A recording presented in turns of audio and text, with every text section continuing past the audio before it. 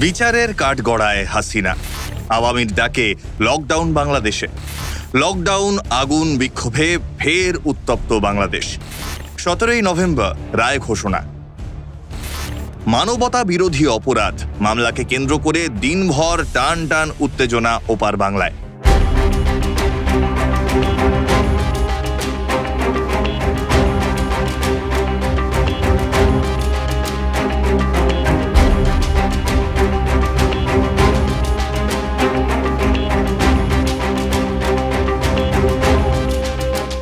শেখ হাসিনার বিরুদ্ধে ভুয়ো রায় দেওয়ার চেষ্টার অভিযোগে আগেই লকডাউনের ডাক দিয়েছে আওয়ামী লীগ। সেই মতো সকাল থেকেই চলে অবরোধ, বিক্ষোভ। পদ্মা সেতুর সামনে এক্সপ্রেসওয়ে অবরোধ করে চলে প্রতিবাদ। বন্ধ ছিল যান চলাচল।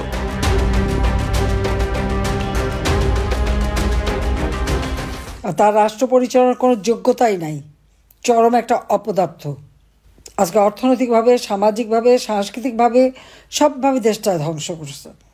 আইন শৃঙ্খলার পরিস্থিতি এতই খারাপ যে কোনো মানুষ, কোনো পরিবারের কোনো নিরাপত্তা নাই। এখানে দলমত না, সাধারণ মানুষের জীবনেই নিরাপত্তা নাই। না নিরাপদে রাস্তায় চলতে পারে, না ঘরে ঘুমাতে পারে। যে কেউ যে কোনো সময় যে ঘরের মধ্যে ঢুকতে পারে, কোনো লেহাজ তমিজ আদব কায়দাও নাই।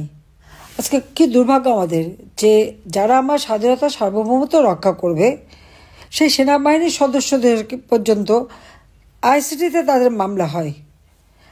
আমি তো আমাদের আর্মি চিফকে শুরুতেই যখন একেবারে শুরুতে আমি বলেছিলাম যে এদের বিচার এখানে হতে পারে না। যেখানে আমরা যুদ্ধাপরাধীদের বিচার করেছি সেখানে কিভাবে এই আমাদের স্বাধীনতা সার্বভৌমত্ব রক্ষাকারী যারা তাদের বিচার করবে? আর তাদের অপরাধটা কি? আর্মি ডিপ্লয় করা হয়েছে, উপর থেকে যা হুকুম দিয়েছে তারা তাই করছে। তাদের বিরুদ্ধে কেন মামলা হবে? আর এতজন আর্মি অফিসার একসাথে মামলা করা, যদি কেউ অপরাধ করে সেনা আইন আছে, সেনা আইনে বিচার হবে। মুজিব মুছতে পথে শঙ্কিত জামাত।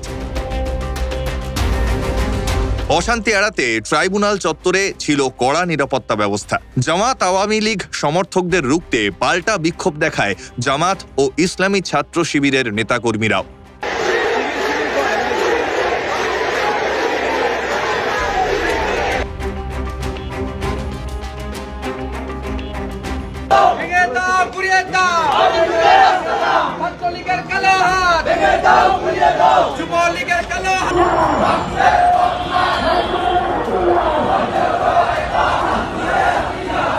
গুলিস্তানে আওয়ামী লীগের কেন্দ্রীয় কার্যালয়ে আগুন লাগিয়ে দেয় ক্ষুব্ধ জনতা।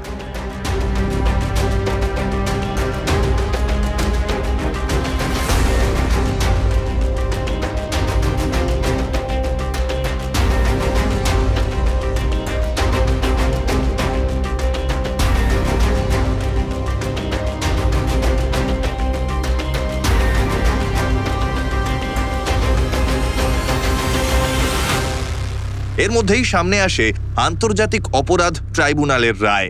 আগামী 17ই নভেম্বর হাসিনার বিচারের রায় ঘোষণা।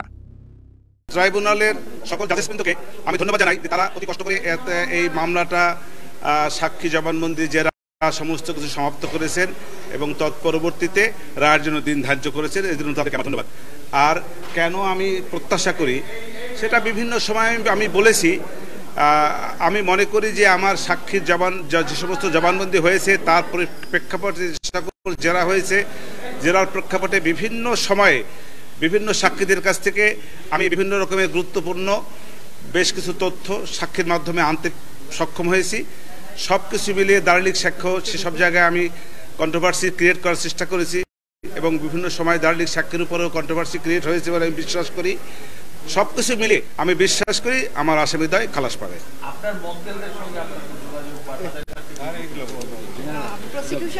না, এটা সুযোগ নাই, কোনো এটা আইনগতভাবে কোনো সুযোগ নাই। এই প্রশ্নটা কেন আপনারা করেন?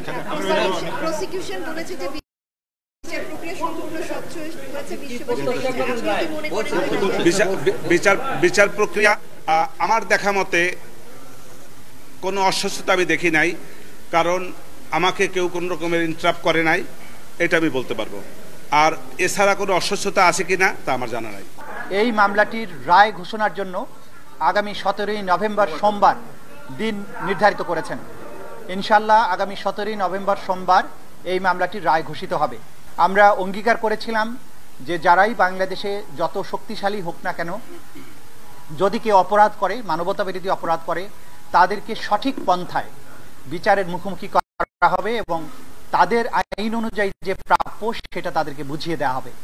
সেই প্রক্রিয়ায় আমরা একটা দীর্ঘ যাত্রা শেষ করেছি। আমরা এখন চূড়ান্ত পর্বে উপনীত হয়েছি। আশা করছি ইনশাআল্লাহ 17ই নভেম্বর আদালত তার সুবিবেচনা, তার প্রজ্ঞা প্রয়োগ করবেন এবং এই জাতির যে বিচারের জন্য আকাঙ্ক্ষা, যে তৃষ্ণা, সেটার প্রতি তারা সুবিচার করবেন এবং একটি সঠিক রায়ের মাধ্যমে বাংলাদেশে সংগঠিত মানবতা বিরোধী অপরাধের একটা ইতি ঘটাবেন এবং ভবিষ্যতের জন্য এই রায়টি ইনশাআল্লাহ দৃষ্টান্ত হয়ে থাকবে। তেমন একটি রায় আমরা প্রত্যাশা করছি। ট্রাইব্যুনালের সুবিচার নিয়ে আশাবাদী ইউনূস। আমরা জুলাই গণঅভ্যুত্থানকালে তৎকালীন ফ্যাসিস্ট সরকারের নির্দেশে সংগঠিত হত্যাকাণ্ডের বিচার কাজ এগিয়ে নিয়ে যাচ্ছি। এই বিচারের উদ্দেশ্যে গঠিত আন্তর্জাতিক অপরাধ ট্রাইব্যুনাল তাদের প্রথম রায় শীঘ্রই দিতে যাচ্ছে। ট্রাইব্যুনালে আরো কয়েকটি মামলার বিচার চূড়ান্ত পর্যায়ে রয়েছে। সাধারণ ফৌজদারি আদালতগুলোতেও জুলাই হত্যাকাণ্ড সম্পর্কিত কিছু বিচার কাজ শুরু হয়েছে। আমরা একই সাথে দেশের ইতিহাসে প্রথমবারের মতো গুমের মতো নৃশংস অপরাধের বিচার কাজ শুরু করেছে। আমি আনন্দের সঙ্গে আপনাদের জানাতে চাই যে সংস্কারের ক্ষেত্রেও আমরা ব্যাপক অগ্রগতি অর্জন করেছি। অন্তর্বর্তী সরকার নিজ উদ্যোগে বা বিভিন্ন সংস্কার কমিশনের প্রস্তাবের ভিত্তিতে অনেক গুরুত্বপূর্ণ সংস্কারের কাজ সম্পন্ন করেছে। কিছু প্রস্তাবিত সংস্কারের কাজ এখনো চলমান আছে। অধ্যাদেশের মাধ্যমে বা বিদ্যমান আইন সংশোধন করে বিচার বিভাগে স্বাধীনতা, বিচার ব্যবস্থাপনা, আর্থিক খাতে স্বচ্ছতা, প্রাতিষ্ঠানিক সক্ষমতা বৃদ্ধি, ডিজিটালাইজেশন সম্প্রসারণ ও দুর্নীতি প্রতিরোধে বিভিন্ন সংস্কার সম্পন্ন করা হয়েছে। ভবিষ্যতে সুশাসনের জন্য এসব সংস্কার বড় ভূমিকা রাখবে বলে আমরা মনে করি। আশা করি আগামী নির্বাচিত সরকার সংসদে আলাপ আলোচনার মাধ্যমে এইসব সংস্কার গ্রহণ করবে। আমাদের আরেকটি গুরু দায়িত্ব হচ্ছে সুষ্ঠু নির্বাচন অনুষ্ঠান। আমি ঘোষণা করেছি যে আগামী ফেব্রুয়ারির প্রথমার্ধে জাতীয় সংসদ নির্বাচন অনুষ্ঠিত হতে যাচ্ছে। এই নির্বাচন উৎসব মুখর, অংশগ্রহণমূলক ও সুষ্ঠুভাবে অনুষ্ঠানের জন্য আমরা সব প্রস্তুতি গ্রহণ করছি।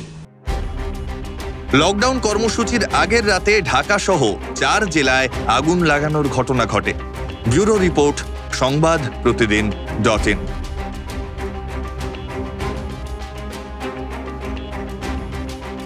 ফলো করুন সংবাদ প্রতিদিন ডিজিটাল।